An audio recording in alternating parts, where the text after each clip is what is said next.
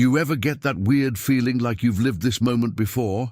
Same thoughts, same roads, same conversations. Everything feels familiar, but something's off.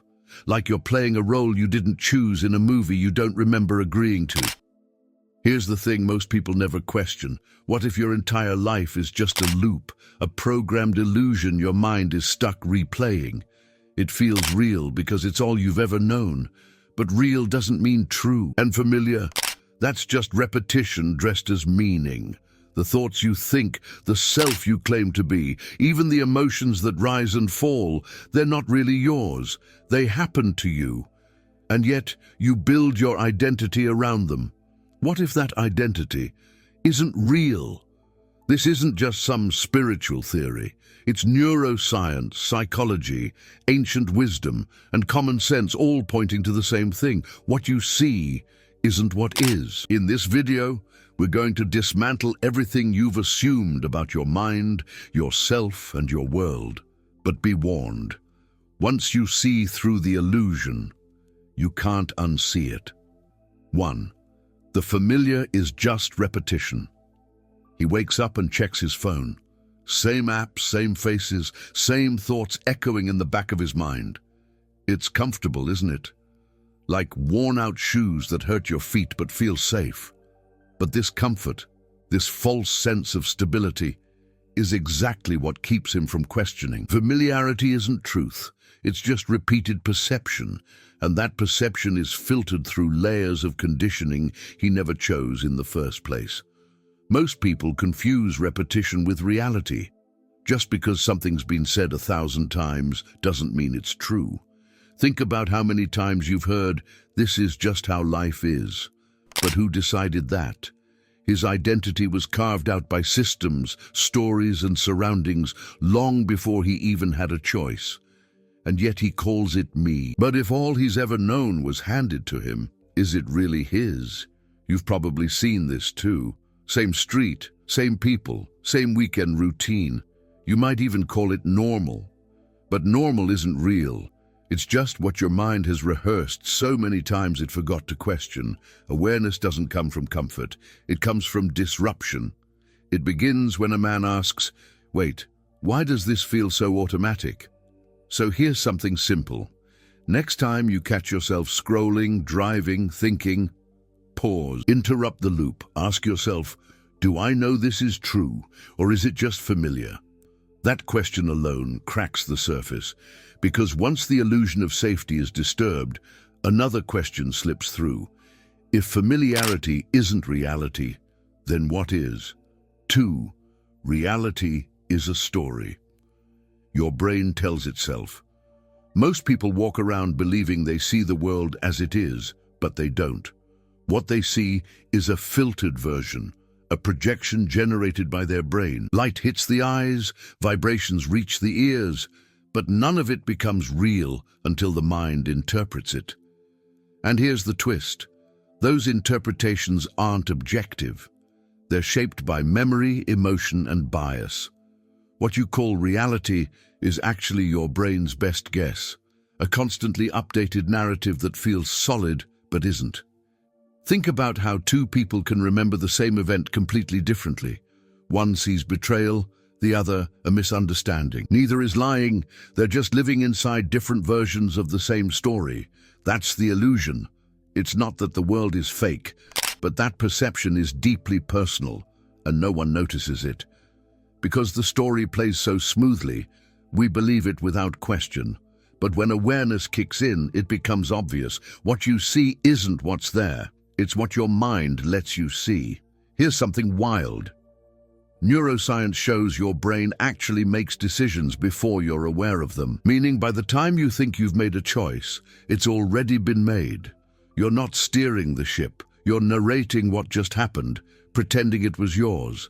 It's like watching a delayed live stream and thinking you're the one behind the camera. If you don't control your thoughts, your reactions, your senses, then who's really living this life? Try this experiment today.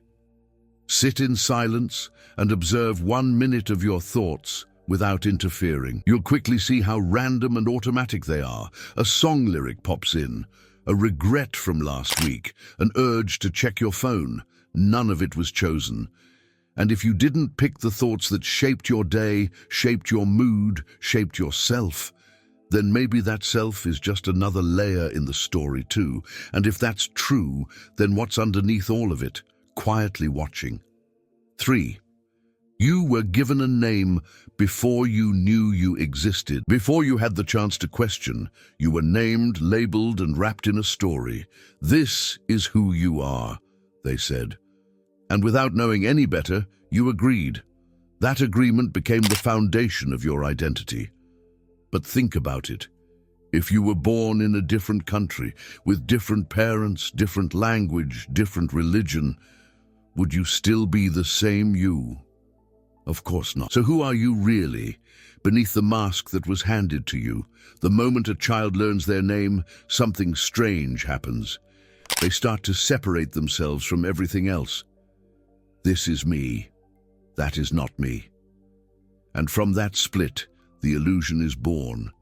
Identity becomes a costume worn for the sake of fitting in. But over time, we forget we're wearing it. The costume becomes tight, itchy, suffocating. But taking it off feels dangerous. That's how strong the illusion of self is. It convinces you that without the mask, you are nothing. Think about how many titles you've collected over the years: student, employee, partner, failure, success. Each one becomes part of the story you carry. But stories change, roles end, and when they do, people panic. They say things like, "I feel lost, I don't know who I am anymore." That's because they mistook the role for the reality. But you are not the story. You are the one hearing it. The moment you see that, something begins to loosen inside. Try looking in the mirror today and calling yourself by a different name, just for a moment.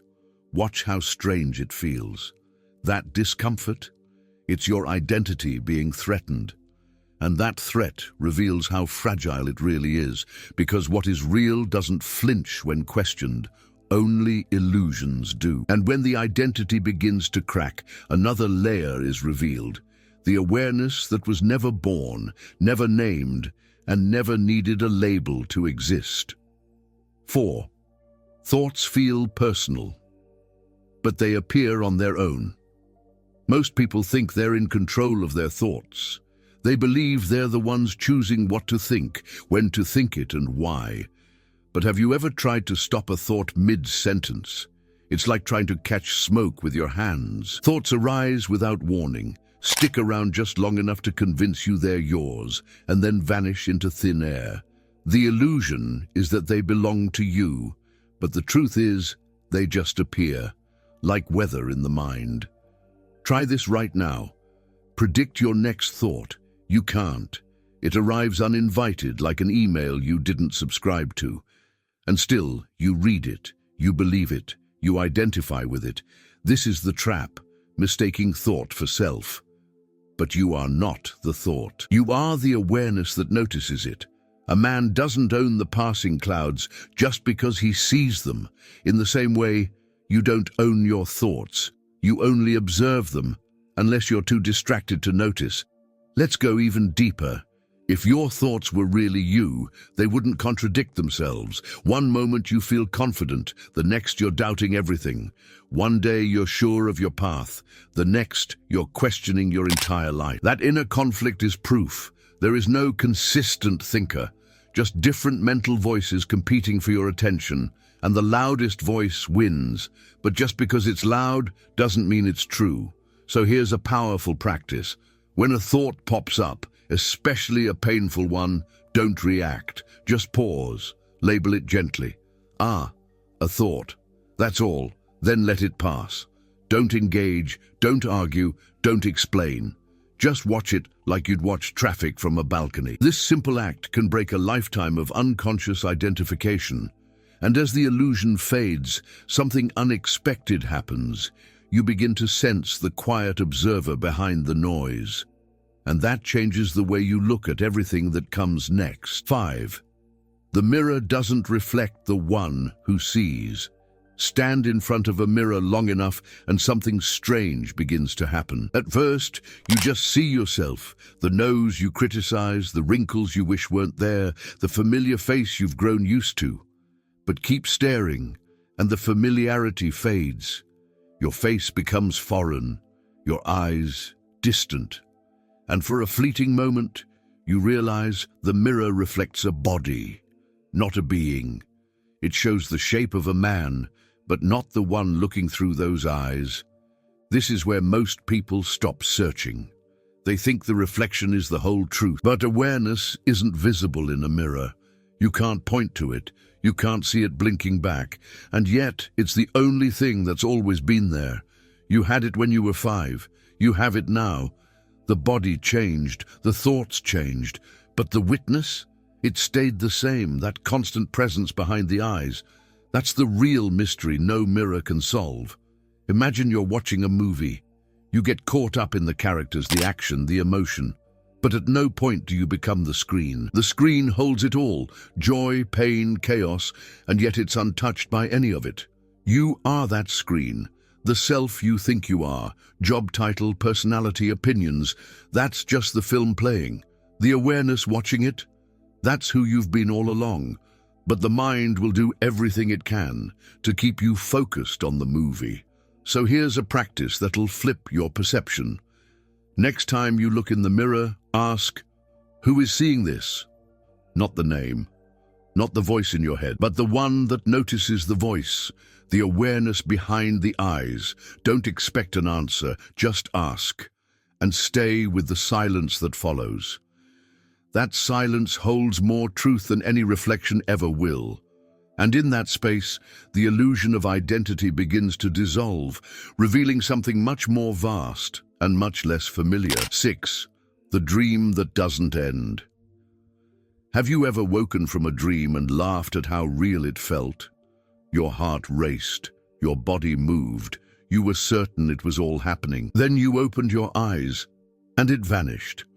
But here's the uncomfortable question. How do you know this moment isn't just another dream? Everything you experience now is happening inside your perception. And perception, as we've seen, can be tricked.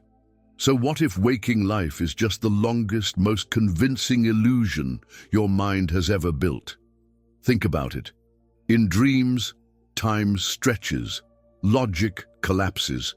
People who died years ago show up like nothing ever happened, and you accept it until you don't.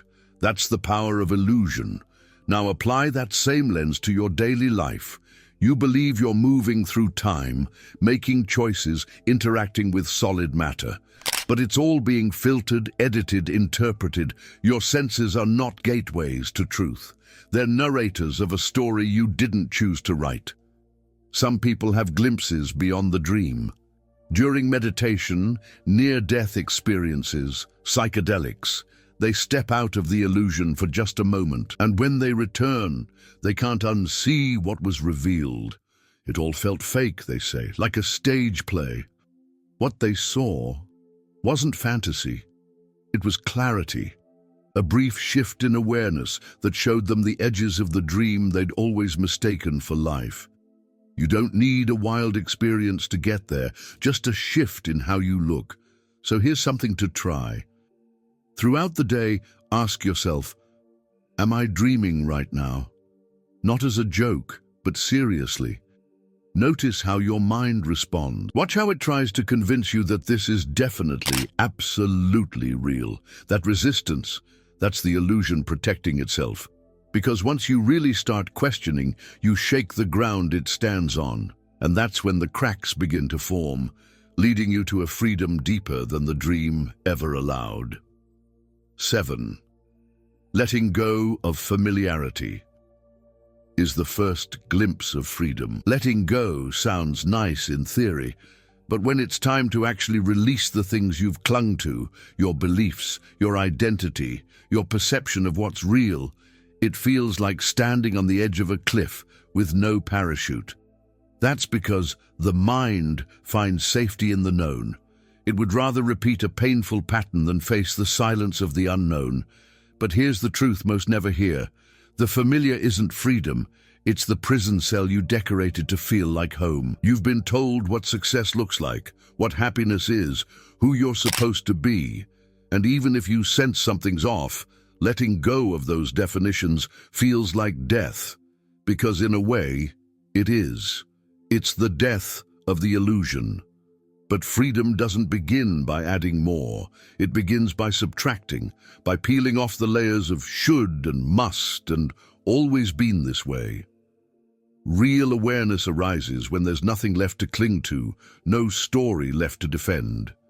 Try something simple, yet powerful. Take one belief you've always had about yourself. I'm not good with people. I need to be productive to have value. I always mess things up. And set it down, just for one day.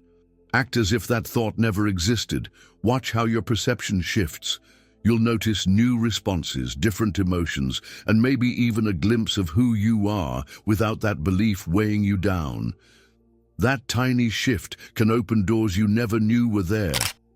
And that's just the beginning. Because once you realize you're not the thoughts you've recycled for years, not the identity you've protected like armor, you start to feel something strange and strangely peaceful, a quiet presence underneath it all. And as you lean into that silence, one final question begins to whisper. If none of this is truly me, then what is?